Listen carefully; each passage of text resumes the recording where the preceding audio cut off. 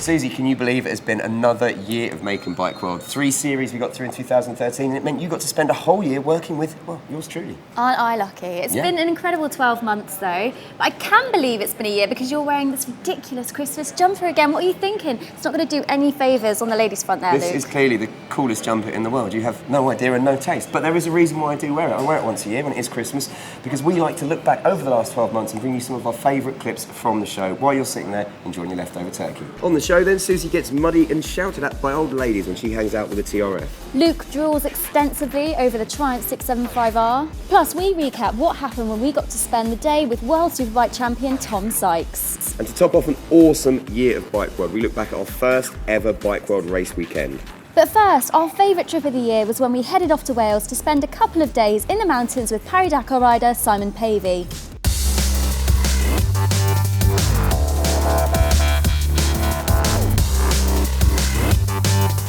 When we got to the practice area, we didn't even start the bikes for the first hour or so, did we? Yeah, which I thought was a bit odd at kind of off-road skills school, but then I realised why. As you said, they were taking it back right to basics, and for me the first thing I needed to learn properly was how to pick up a bike. Easy as that. Looking at the GSs, you think if they fall over, little old me is never going to be able to pick them up, knowing the correct technique or not. I must admit, I thought even muscular old me would have problems, but then I saw Jenny, who was, 5 foot nothing and very petite. She managed to pick it up so easily, I realised, yeah, it's all in the hips, as they say. So up next, it was time to learn about the balance point of the bike, and this is a fact that even with the GSs being uber heavy, I mean, the 1200 weighs over 300 kilograms, if it's within a certain plane, you can actually hold the bike up and walk around it with just 2 fingers, unlike the windshield, the petrol tank filler, or from behind. Then finally we got to start the bikes, but we still couldn't ride them. It was all about walking around the car park using 2 fingers on the clutch and 2 fingers on the brake. I much prefer to ride them.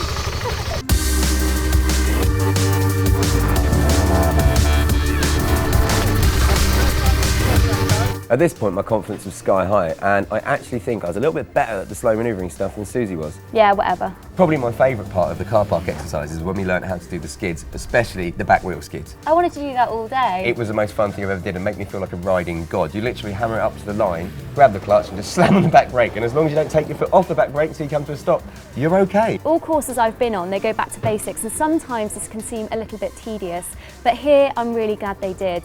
Day 2, I was feeling bright and breezy, but somebody got out the wrong side of the bed. Yeah, overnight, I'm not sure what happened. I don't know if I got overconfident, but something unclicked in my brain technique-wise, and when Simon took us out for our first trail run a day, mixing loads of declines, inclines, and everything we kind of learned on day 1, I don't know if I was getting overconfident, but my technique went to pot, and, well, Stroppy Wilkins came out. Stroppy was an understatement. Is that first drop? I'm trying to persuade myself we have to, so my brain doesn't freak out. Do you know what I mean? Just go with it, all right?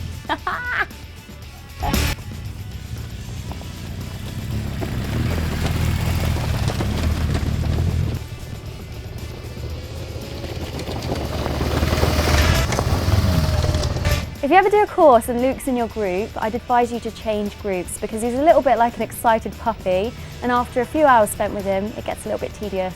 Got my back out, giving it a bit of that. Managed to control it and stay on. Wasn't scared at all, totally intentional, honest. Left a brown trail. Grab it.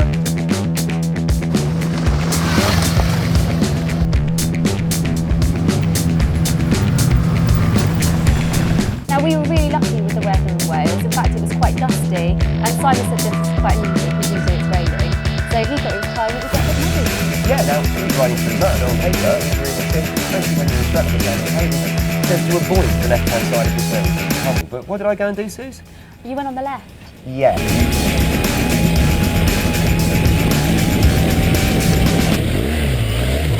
So I was actually watching your mental breakdown and I saw you crash, which was the lamest crash ever, by the way. I did just come to a stop, put my foot out in the mud and then just fall over to one side. When Luke fell off in the swampy bit, I got really excited. I wanted to go in there, get that GS 1200 out, because I love a bit of mud. Suzy, straight in there. All right, I'll let you two carry on then. Go, right, ready? Luke, can't believe you couldn't pick that up on your own. Oh, sorry. Pretty sunk.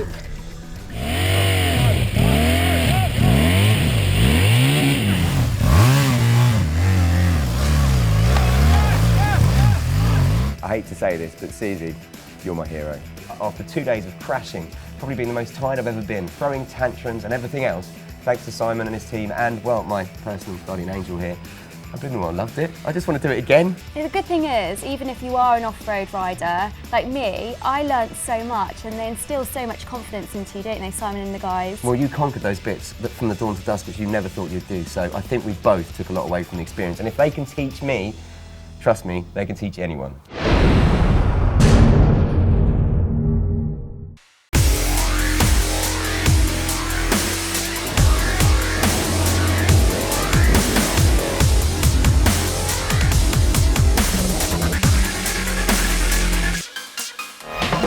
So the idea being, you know, if you go to a fairground and you get one of those really big clunky simulators that kind of replicates the experience of going on a roller coaster.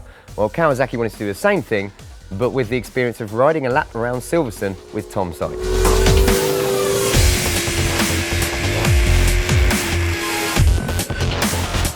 To do this, we needed to get some really close-up riding footage of Tom hooning it around the legendary Northampton circuit.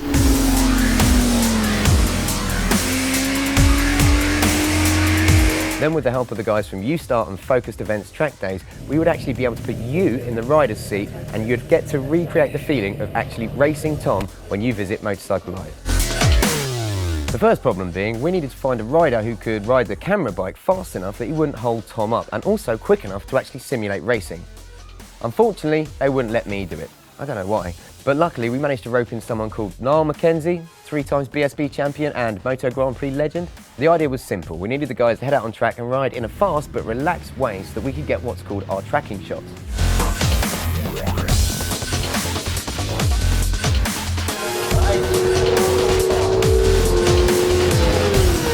The only issue was, well, as always it is with racers, is you tell them to go out on track and not misbehave, and they're guaranteed to go and misbehave.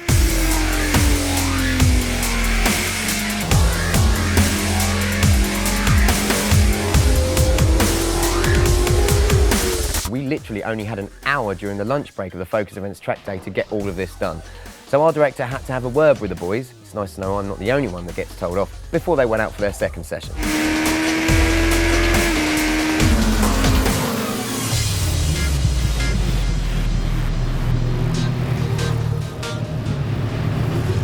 So once the boys had actually done the tracking shots, it was time to send Tom out solo with our face cam on. Now this is one of the coolest shots I think you'll ever see around Silverstone.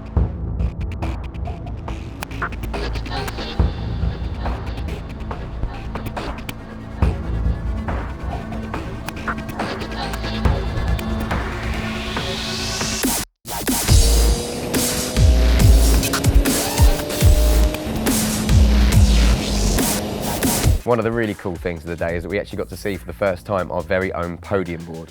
Look out for more of those in the future.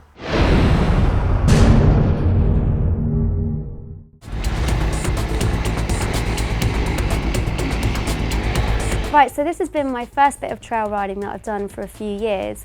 My dad, he had a motorbike shop and he used to run green laning days at the weekend for his customers who wanted a taste of off-road riding, and I used to go out sometimes and trail at the back. I really associate riding motorbikes with the countryside, but unfortunately not everybody does, and there were some locals today who were very disgruntled that we were using the trails. That's fine. Do you mind putting your point of view on film for us? No, I don't. No? So you don't really think we should come? Don't get me wrong, I can see how bikes can be intimidating to some people. They're noisy. I loved revving that XRL today. We're colourful in all our psychedelic gear. I've got big shoulders to rival Hulk Hogan, and a helmet and goggles so you can't make eye contact. But as long as you're riding on trails that you know you're allowed on and you're following the TRF's code of conduct, you're stopping your bike for horses, switching it off, you're slowing down for cyclists, runners and walkers, then if there are any issues or repercussions that arise and you're a member of the TRF, they've really got your back. Well, the Trail Riders Fellowship was formed in 1970 as a body of people who defend our rights and all our bikers' rights to ride on these green lanes.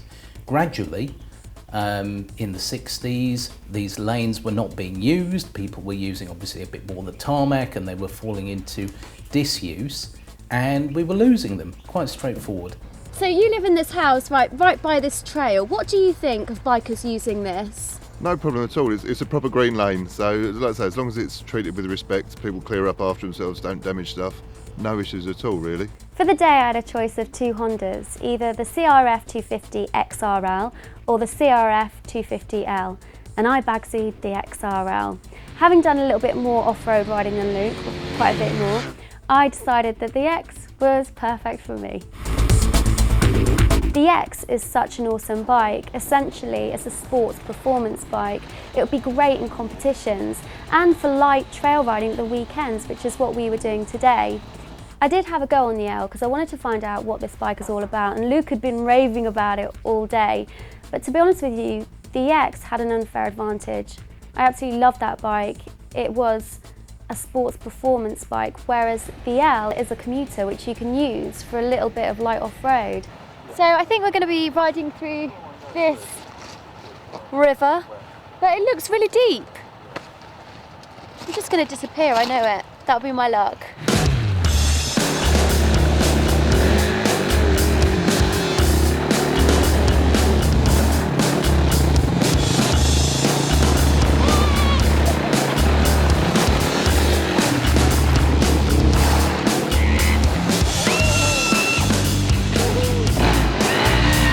Goodness for the X's electric start. There was also a trail which we had to get to through riding through a field, and I would have thought that you're actually allowed to do that, but we had to go diagonally across this field to get to this trail. There were also a few trails that started with a locked gate. Who would have thought you could go through a locked gate? Well, you can. But one of the biggest surprises of the day was at one point we were riding through a stream which was 4 miles inside of the M25.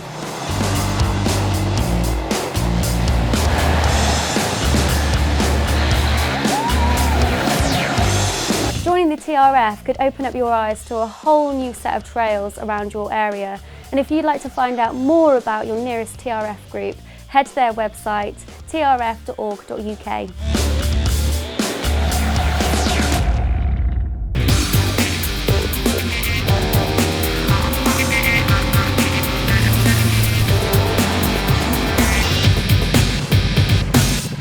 Once again, it's time to be proud to be British, and you know why? This, the Triumph Daytona 675R.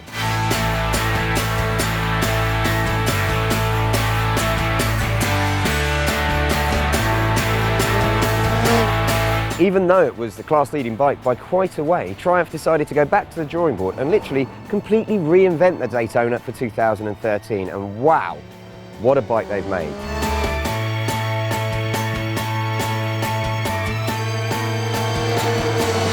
So it's got a slightly more powerful engine that is allowed to rev a little bit more. It's got a new swing arm, pretty much completely new chassis, and of course, they've moved the exhaust. I actually think it should come with a bit of a warning label about it being so addictive. Now, I had this bike for 2 weeks and I literally got up in the morning, rode it all day, every day for those 2 weeks, and I was so keen on trying to keep hold of it, Triumph actually had to send someone out to pick it up off me because I didn't want to give it back. But how can it be so much better? Well, we know from the launch review we did with Ali from Fast Bikes back in January that it's simply one of the greatest track bikes ever invented. And although race teams have taken a while to adjust to it, with Binny McConnell only getting his first win on the Smiths Triumph the other day, that's because it's so radically different, and it is going to take anyone by surprise when you get on this bike and ride it. They've changed it so much, but they've revolutionised, if you ask me, the Supersport class. And not just the Supersport class. Mid-range bikes, even up to litre bikes, are going to be very threatened by this. The irony being, for such a focused race bike, this actually feels more at home on the road. Now, the extra 3 brake horsepower they gave to the engine may not sound a lot, but the ability to rev an extra 500 RPM and the fact it's got a much flatter torque curve means there's literally power anywhere, and I mean anywhere, in the rev range. Plus, of course, 126 brake horsepower and 55 pound-foot of torque in a bike that only weighs 184 kilograms wet. Well, it's as insane as it sounds. Now, the gearbox is incredibly smooth, but what I really like about this, and what makes it really practical as a commuter almost, is the fact that with that flatter torque curve, they've been able to give it a much taller first and second gear. You can get to 70 in first, which makes travelling around town, nipping to the shops, really easy.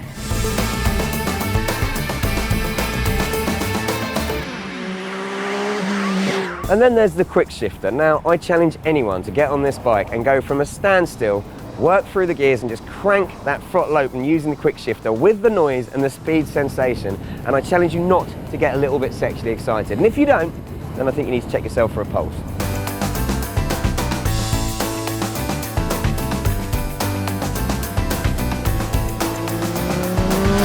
Now on the old Daytona, I found the suspension much more set up for the track. With this one, straight out the box, I got on it and it felt like it was designed for the road use. And the great thing about it being fully adjustable loading suspension throughout this bike is you can set it up to how you want to ride it in your individual riding style.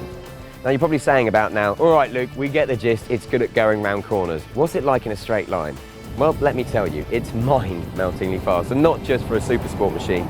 This thing is probably the fastest bike I've ridden, unless you include the real high-end 1000cc superbikes. In fact, I can't believe I'm actually saying this. This thing kind of makes litre superbikes obsolete, because while it may not have the peak power and have the 200-mile-an-hour top speed, it's got much more usable power and torque. And I genuinely reckon if you head out on a ride out with your mates on R1s, Panigales, S1000 RRs, you'll probably get to your destination a lot quicker than they will, because this thing is so easy to ride. Now, we often get feedback on the show that we seem to love Triumphs on it, and that's because we're British. But you know what? Triumph are making some incredible bikes at the moment, and we promise you, we wouldn't be saying they were good unless they are. And this thing really is that good. And I'll even go on record as saying it's one of the only sports bikes that I would use as an everyday machine. And I really did for the 2 weeks I had it. I did everything on it.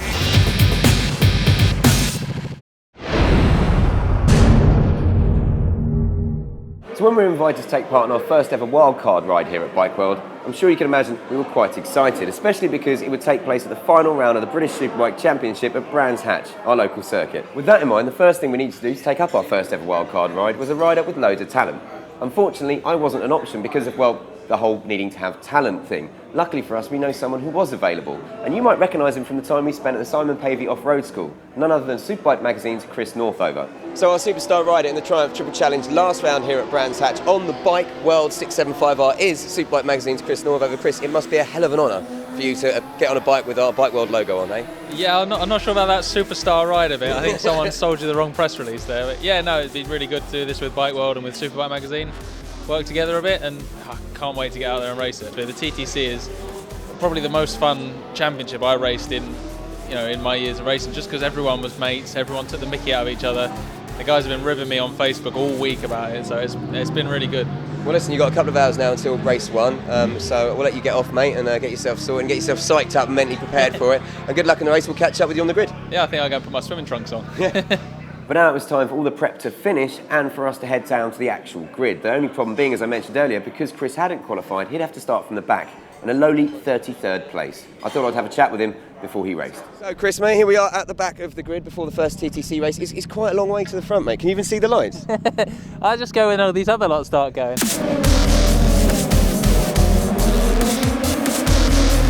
So with the lights going out, we were obviously quite worried about Chris and the bike, because in that kind of weather we had seen bikes going down all day, and when it comes to racing in these kind of conditions, it's not just about who's got the biggest cojones, it also involves a little bit of luck. Over the next 3 laps, Chris managed to move up into a very impressive and incredible 6th place, but unfortunately then the old win it or bin it strategy bit back and he ran out of luck. Going into a corner, he lost the back wheel and him and the bike both slid off the track. Luckily, neither were hurt, well, apart from a bit of mud in his leathers. Some great news came through at the end of the race. He'd actually set the race's 6th fastest lap, meaning that for race 2, he'd be starting from just the back of row 2.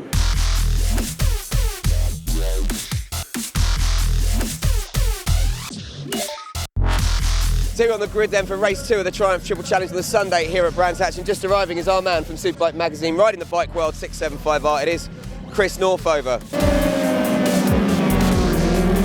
Unfortunately, Chris didn't have the best of starts, slipping back a few positions, but he then set about taking apart the other riders and hunting them down one by one.